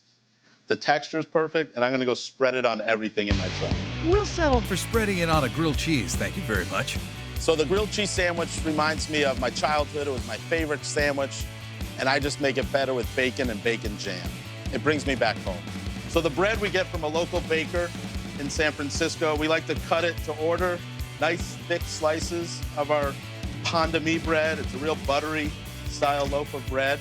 Then a generous amount of that decadent bacon jam goes on, followed by, Alex, I'm gonna go with bacon for 500. So you get bacon that's got a little sweetness to it, and then you got your just regular crispy bacon, and then some really good cheddar cheese on top. And then what we're doing is we're gonna throw it on a griddle that's been seasoned with bacon grease and melt the cheese. Onto the griddle, flippity flip, and then it's time to get that bacon in your belly. Here it is, our bacon grilled cheese with 4 layers of bacon. It's overwhelmingly bacon. Sweet, sweet bacon jam. There's an incredible amount of bacon in it, but it's absolutely wonderful. It's fried perfectly. I feel like a caveman when I eat bacon. And then the back hint is a grilled cheese sandwich. Everybody likes grilled cheese, but who knew it could get better? I don't know if I can go back to having regular bacon. Well, my friend, as long as the bacon truck is rolling the streets of San Francisco, you won't have to. Move over, Paris. Milwaukee is the most romantic city in the world because that's where there's a food truck that married 2 beloved local favorites, beer and brats, inside a fluffy waffle. And it's run by Wisconsin's cutest couple. I'm Julia. And I'm Chris. Welcome to Eats and Treats Food Truck.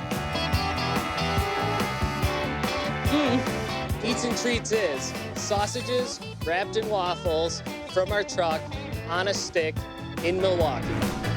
That sums it up pretty well, and yet it's still hard to get your mind wrapped around the miracle on a stick that is the beer brat waffle. You know the old saying, if you want to make beer better, you gotta crack a few cold ones. It's kind of a lighter beer, a little bit hoppy. It's got a nice caramely flavor to it. It really works well with the waffles.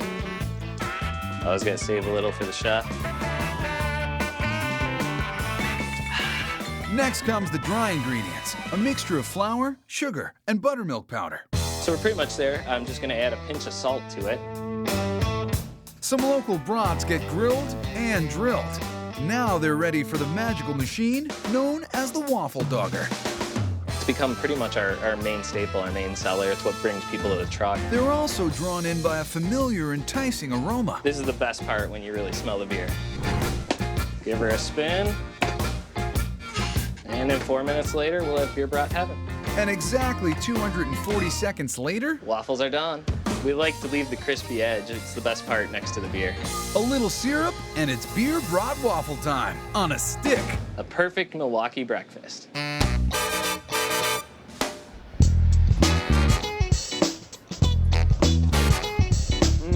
It's the first time I've ever had a waffle wrapped around a sausage. I love watching somebody try a sausage waffle for the first time. They take a bite out of it, and then you just see their face light up. And when folks try the spicy jalapeno cheddar waffle, first they're like, and then they're all, whoa. It's time to bring the heat. This is our spicy jalapeno cheddar waffle. We're gonna heat it up big time with some jalapenos and some chili powder. We're gonna make kind of a slushy here with some water and jalapenos. Next comes the chili powder and waffle mix. Chris isn't big on measuring, so how do you know when you've got the right balance of ingredients? If I smell it and it clears my sinuses out real good, I know we're ready to roll. See all those little dots? Those are gonna melt your face off. Then some cheese-filled brats from straight out of Sheboygan get prepared for a proper waffling. See all the cheese oozing out of them? Absolutely amazing. Once more into the waffle dogger breach, and it's go time. These are the spicy jalapeno cheddar waffle. These dogs will bite back.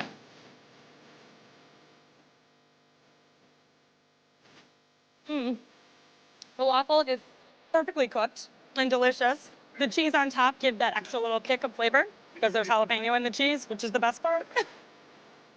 Oh yeah, that's got some heat to it. I love it because I love spice in my food. It's Milwaukee spicy. It's not Thailand hot, but it is just enough. There's a nice bite from the jalapeno, and then there's chunks of cheddar cheese in the sausage too.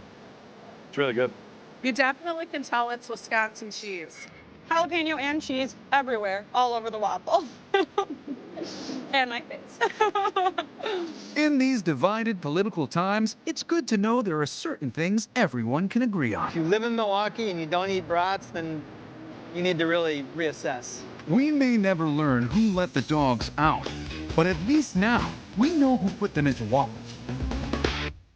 Meanwhile, in the West Coast capital of weird, once lowly potatoes are learning all about the power of positive thinking. You're special. You're a star.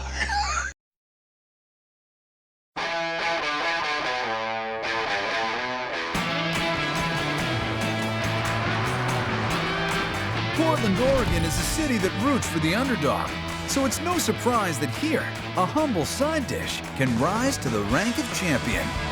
I'm Mike, this is Potato Champion. We serve the best fries in Portland, maybe the world. Owner Mike McKinnon boldly takes fries where they've never been. These are the best fries in the world. But he also offers some traditional Canadian soul food. Poutine is a French-Canadian dish. It's fries with cheddar cheese curds and gravy on top. We do our own take on it.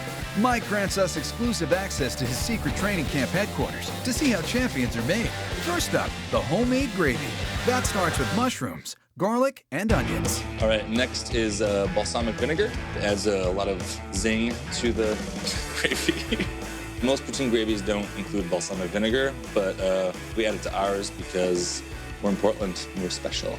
Next, we have ground bacon that adds a lot of delicious bacon flavor to the gravy.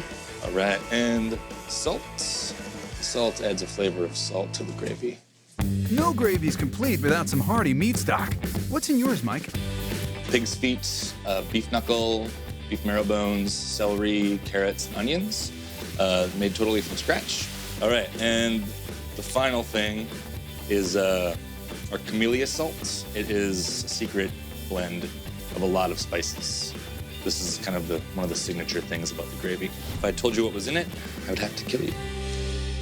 3/4 of an hour later. It's been 45 minutes and it's time to drizzle this delicious gravy all over a sexy cheese curds and fries. Oh my gosh, we forgot to make the fries.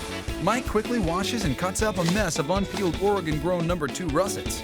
So there's a lot of cutting to be done, so whoever's cutting the fries end up getting a pretty awesome beach body.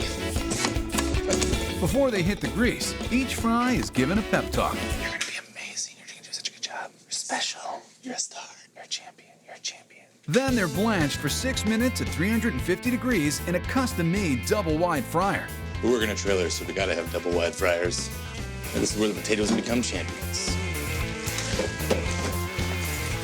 Back at the truck, they'll get a quick second crisping in slightly hotter oil. But this time, no basket, so they don't clump together and brown unevenly. This is Portland, so we have free-range fries. At last, some cheddar cheese curds, the delicious gravy, and all Mike's little champions come together. Time to put some poutine in your fry hole. I've eaten poutine here, drunk off my at 3 in the morning more times than I can count. Because when you're drunk, you want something kind of salty and fatty. It's salty, it's savory. It's the gravy I wished I would have had growing up at Thanksgiving. Oh, it's the beef gravy, and they got onions in there. And there's even some rosemary and some herbs in there. It's really good. I just like the cheese. Seriously, you've never tried fries that provoke such passionate reactions. This is the best poutine I've ever eaten. Canada, they ain't got on this. Spoken like a true deep-fried diplomat. Like a lot of Portlanders, Mike is legally an adult, but he brings a childlike joy to his food, like in this next dish. All right, it's peanut butter and jelly time. That's right, PBJ fries. The peanut butter in the PBJ fries is not peanut butter. It is a peanut-based Thai peanut sauce, which is what I'm about to make. This thing has a whole gang of ingredients. Garlic, ginger, onions, cilantro, sesame oil, sweet soy sauce, coconut milk, and the MVP, lime juice. Yeah, the lime juice really brightens up the flavor of the sauté sauce and makes the cilantro and ginger really pop out.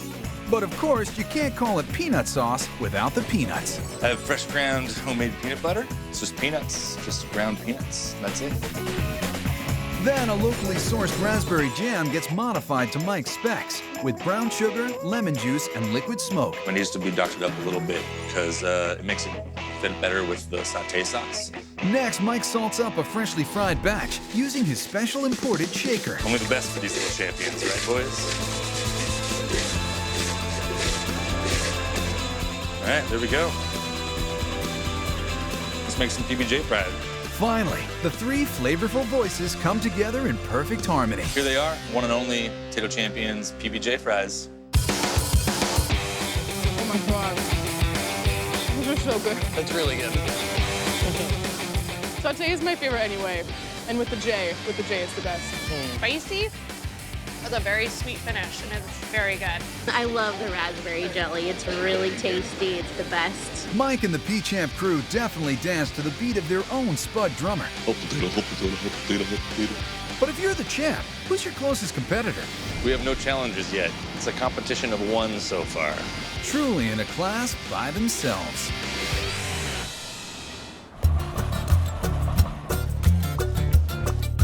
Let's keep this culinary caravan rolling down to New Orleans. This city invented Cajun and Creole cuisine, but now it's also home to a new hybrid of flavors known as Creolina. Exactly. Creolina combines North Carolina barbecue and traditional New Orleans fare that you can only find at Chef Nathaniel Zimmett's Q-Crawl. Being from North Carolina, where pulled pork is done properly, I decided to do all of my research there. And so me and a bunch of my friends got together and went on a Q-Crawl. On a what? Q-Crawl. Barbecue crawl. Q-Crawl. The barbecue crawl? Q-Crawl. Got it. And the preferred vehicle for Q consumption? New Orleans signature sandwich, the po' boy. I've had a lot of po' boys. This is the best in town. The most raved about po' boy on this truck, the pulled pork with purple cabbage coleslaw. Y'all want some pulled pork? All good pulled pork starts with rubbing a fat, juicy pork butt. The first thing we do is we rub the pork. I take a pork butt, but we're pretty liberal with the rub. You want to make sure that you get it all inside of the meat, all the little crevices. The rub is a secret blend of spices with chili powder for a kick and black pepper to help create a crunchy bark. After that butt is sufficiently rubbed up, it's smoker time. 7 hours in the chamber. Then Nathaniel does something unheard of in his home state. Then we cook it in the oven for a couple of hours, maybe about 4 or 5 to see, just to kind of reintroduce that moist heat. That's enough to start a war of Carolina aggression. What I do with this is certainly sacrilegious to barbecue purists, but I think that it is the true way to make proper pulled pork. Okay, so that's 7 hours in the smoker, 5 hours in the oven at 275 degrees, and now that pork is ready for a pulling. So, this is the bark. It's pretty awesome. We kind of don't ever want to get rid of it, so we'll just start to kind of break the meat up. But what's Carolina pulled pork without the sauce? I'm gonna take the tradition of Lexington, North Carolina, the barbecue sauce that I grew up with, and I'm gonna kind of put my own twist on it. It starts like all good Lexington sauce, with cider vinegar and a little salt and pepper. But then this wayward son of the South throws in his own barbecue rub. Shaved sweet onions, garlic, ketchup, and one ingredient requiring gloves. The gloves are for these crazy spicy Thai chilies. The Thai chilies have a lot of sweetness, but a fiery, fiery heat. Everybody should like that heat. That spicy vinegar sauce and the pulled pork form a nice crust together on the flat top, and then get stuffed on bread from a local Vietnamese bakery. Top that with homemade purple cabbage, and it's ready to go under the knife. And you can hear that crust, which is just a wonderful thing. And you see how wonderful that sandwich is. We go right into a boat. A little too much for you there, huh? Dude, that's so good. To be honest, I mean, there's a little spice to it. The flavor is just, it's a little overwhelming. It's amazing. There's so much going on right now. The best part has got to be that pulled pork. It's so good. It's just like, really good.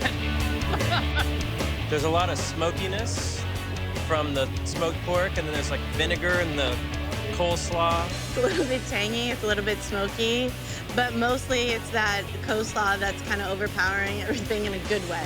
Not New Orleans enough for you? Nathaniel digs deep into the Gulf waters for his next fusion po' boy. Dipping with spicy sauce. One final shot of butter, a squeeze of lemon, extra green onions, and it's time to stuff that roll. Look how big these shrimp are. They just barely fit in there, too. Now that is New Orleans barbecue shrimp on the go.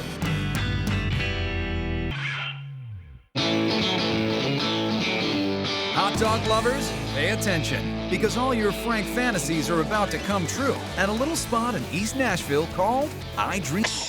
I dream of Jeannie with the light brown hair.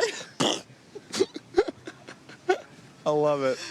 I Dream of Weenie is run by owner Leslie Allen and her trusty chef, Jules. And there is just so much to love about this place. Where do we start? There's the food.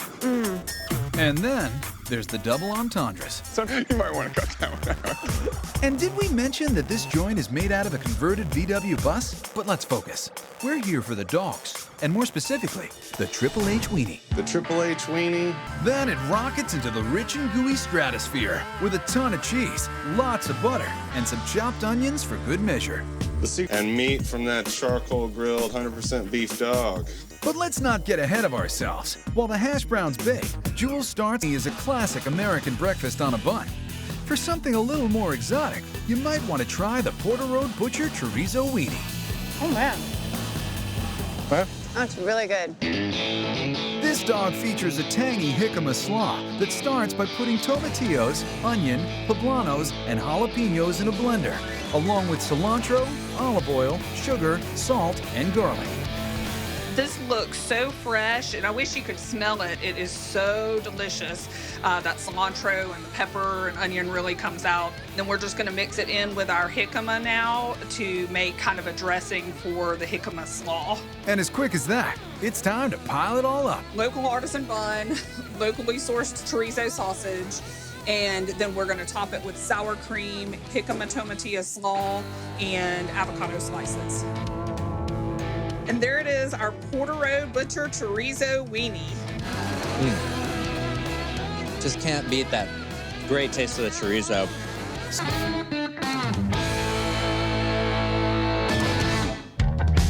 I think I hear your inner child's stomach grumbling.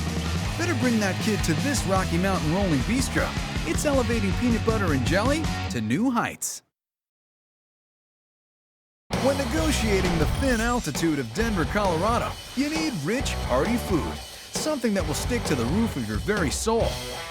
Enter the Purple Truck. PB&J puts a sophisticated spin on that old childhood favorite, but you never ate anything at recess as good as... Who'd have guessed that the first sandwich most kids learn how to make would grow into a dish foodies flock to? Hey, PB&J is not for everybody. It's a very specific niche, and if you are into it, you are way into it. We've got a lot of stalkers that I've gotten to know personally, really cool people. The most dedicated follower of the Purple Truck might be superfan Stacy. Thank you. Awesome. I look forward to this every week. I try to find where they're gonna be, and sometimes I'm impatient, and I even ask Matt. I'll email him, Facebook him, and ask where he's gonna be. It's the best. He comes up with insane combinations, and I'm crazy about it. Check out this exotic offering, the Thai PB&J. We take you inside Matt's secret Hey PB&J cave, where he's mixing up the Thai peanut butter. First, he pours gobs of roasted goobers into his vintage nut butter blender. Then what happens? Really, the secret behind it is a lot of fresh ginger. It really adds that punch. It adds a lot of bite. It cuts through the richness of the peanut butter, marries really well with the sweetness of the orange marmalade. Boy, he really does love ginger. I was at a little bit more than I think I need, and it ends up great. Dark brown sugar, fresh squeezed lemon juice, soy sauce and peanut butter. Yes. Chili pepper flakes, just a taste. So this is our finished spicy Thai peanut butter. This little bite of Bangkok in the Rockies goes on fresh baked bread, along with crunchy crushed peanuts, orange marmalade, sweet coconut, and fresh basil. Then the whole thing gets grilled to a crisp golden brown. Now we're ready to tie one on. Here it is, the weirdest but most wonderful sandwich on the truck, the Thai PB&J. I love it. It tastes like a slightly sweeter version of a pad thai dish, but just ooey and gooey, and it's fantastic. It's really sweet. Because like the basil and the orange marmalade is like really sweet. I've never had orange marmalade on a sandwich before, so it's pretty good. Eating peanut butter and jelly normally makes you feel like a kid, but they put all these gourmet ingredients in it, so it's really fancy. And the Hey PB&J buzz continues to build, which makes sense. Like peanut butter, news this good is easy to spread. Get ready to flip For pancakes done Chicago style, you won't believe the big flavors coming off this little griddle.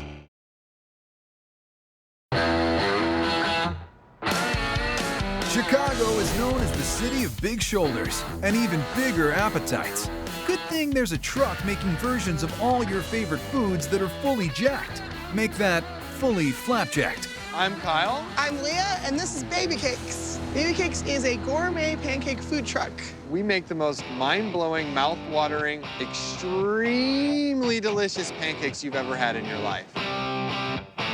On this truck, pancakes shed their syrup of oppression and soar to their full potential, be it sweet or savory. Like in this new spin on a local favorite. People in Chicago love pizza, deep dish pizza especially, so that's why I came up with the idea for the deep dish sausage pizza pancakes. This crust-busting delicacy starts by sizzling hunks of fresh ground pork. And I season it with fresh herbs, sage, thyme, oregano, and basil. Herbs? Check. Now how about some spices? This is a spice blend that I make with garlic, kosher salt, pepper, and cayenne to give the pork a little spice. Smells delicious already. This smoke and smell is my best advertising for the truck. Leah sets the sausage aside and moves on to the pancake part. Batter up. So this pancake batter is totally savory. There's no sugar in here at all. And it's based on the Chicago-style pizza crust, which has yeast, butter, a little bit of cornmeal, and flour and baking soda. So it actually tastes just like a Chicago-style deep dish pizza crust. Now let's build this baby. I like to load it up with a lot of toppings. Leah piles on sausage, fresh basil, and a provolone mozzarella blend, and then flips them. Hold up, the cheese is on the griddle. Don't you want it in the middle? I try to get it crispy like you would have as a actual pizza crust. Gotcha, very smart. Finally, there's the savory tang of fresh homemade marinara, and just a kiss of Parmesan. Mwah. So here they are, Chicago deep dish pancakes, baby cake style. Do Chicagoans like this hybrid? Oh, it's selling like you know what. That is so good. Oh, this is great. It's like a Chicago deep dish pizza and a pancake and a baby, and this is it. This tastes like Lou Malnati's deep dish, and Lou Malnati's is known for being the best pizza in Chicago. There's just so many layers of sausage. It's heavenly. It definitely has that deep dish Chicago flavor to it, that's for sure. It tastes just like Mama made it, man. It's so perfectly doughy in the middle. It's perfect. Fabulous. Seriously, Leah's like the Thomas Edison of pancakes. She's invented over 200 different varieties. Fried Twinkie, tiramisu, strawberry margarita, Salted caramel, apple bacon bourbon, banana chocolate chip, bacon, egg, and cheese, sausage cheddar, deep fried Twinkie, pina colada, pumpkin pie, black cherry bourbon, Chicago-style hot dog, Italian beef, coffee and donuts, steak tamale, chicken tamale, shrimp scampi, crab pimento, cinnamon roll, Korean skirt steak pancake, red velvet cream cheese. I mean, there's billions of them. The latest spicy success story? The steak tamale pancake.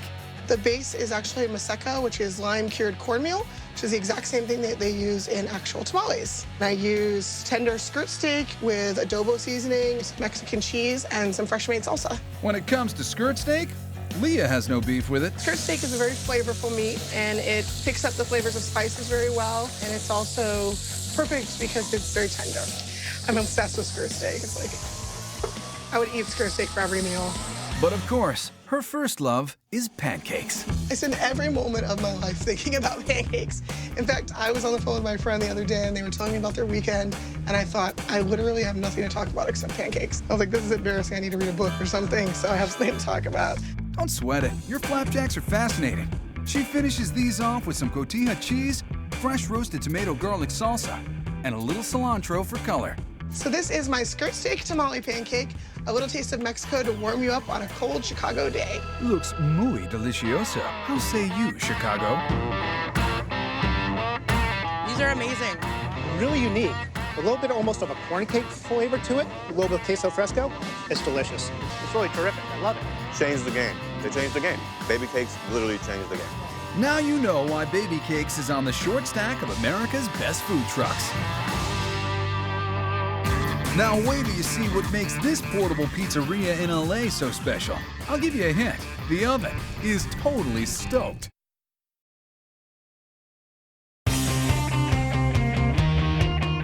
Food trucks are full of inventive ways to create delicious eats on the go and in an instant. So would you believe that Urban Oven in Los Angeles is serving some of the city's finest pizzas? And they're doing it in a real wood-fired oven. On a truck? People walk over to the truck, and the moment they see a wood-fired oven inside the truck, I mean, they're sold instantly. Chef Scott Tremonti and his crew crank out gourmet pizzas in under 5 minutes. But what about that heat?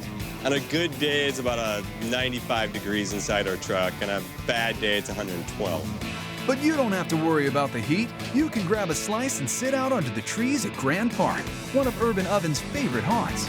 While you're there, be sure to try out one of their most creative pies, the Mateo. Mateo is definitely one of our more unusual pizzas, and the fact that there's a yolk that just oozes all over the pizza, people love it.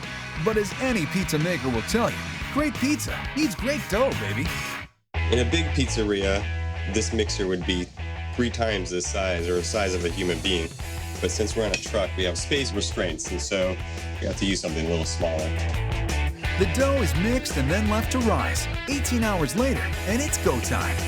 That is a nice dough ball right there. Scott fires up the oven, getting it to a pitch-perfect 650 degrees. Now it's time to put this pie together. So this is our shredded mozzarella, which is whole milk, and it actually contains a little buffalo milk, so it's got a nice tartness to it, very creamy. I've never milked a buffalo, but I can imagine it's a very difficult process, but it's definitely worth it. These are Yukon Gold potatoes. Next, he adds caramelized onions and applewood smoked bacon. Because, well, bacon. I love bacon. Who doesn't love bacon? It's the magical animal. There we go. Then comes a gift from another magical animal. I'm dropping the egg right there in the center. Give it a little blow. Just make sure it's not sticking. The fire gets that dough rising, and in the blink of an eye, it's pie time. That looks perfect. Tons of color, tons of flavor. This is the Mateo. One bite, and your soul soars. Oh, yeah. Oh, my gosh. I need a napkin. So good. Maravillosa. I've never thought to put egg on a pizza, ever. Wonderful. The gooiness of the egg combined with the gooiness of the cheese just makes for a gooey extravaganza. I love it. Gooey extravaganza? That's a new one. Maybe Porkapalooza is how we should describe Urban Oven's most popular pizza. The fennel sausage is one of our more traditional pizzas. We make the fennel sausage from scratch, and I've had Italians come over and tell me that they hadn't had better Italian sausage before. That homemade sausage starts with ground pork butt for maximum flavor and fattiness. Then the spices come in. It's Italian sausage, so it's got to have a little kick. So we use the red pepper flakes to add a little heat. Then a pinch of salt and some sugar. Next, toasted fennel seeds, hence the name fennel sausage. We use a little bit of garlic just to get the flavor. You can't have something Italian if it doesn't have garlic. Next, a bit of Italian parsley, and it's ready for mixing. Working on this truck, if you're not getting your hands dirty, you're not doing it right. It's a little gooey. So what we do now is we would actually take it and we would par bake it, and which would then give us our finishing sausage that we would use on top of our pizza. Let's not just talk about it, let's do it. Scott starts out with the same homemade dough, but this time he tops it with a tangy pomodoro tomato sauce and some more of that shredded mozzarella. So now I'm gonna grab our homemade fennel sausage, and we like to shred it up so that's almost like a ground beef. Texture is also a big part of the whole experience when you're eating pizza. A quick trip to that blazing wood fire oven, and then one final touch. And here's our magic fairy dust, and it's the pollen from the fennel plant, and it tastes like magic. Here it is, a taste of Italy in downtown Los Angeles. Looks good. That is amazing. That's awesome. As a Boston guy, this was a good experience. But don't take Mr. Boston's word for it. Track down the Urban Oven, grab a slice, and decide for yourself. The old-fashioned roach coach is a thing of the past. Today's food trucks put the go in gourmet. Whatever your favorite food, there's an awesome truck somewhere doing the best version of it you ever had. So keep your eyes peeled and honk if you're hungry.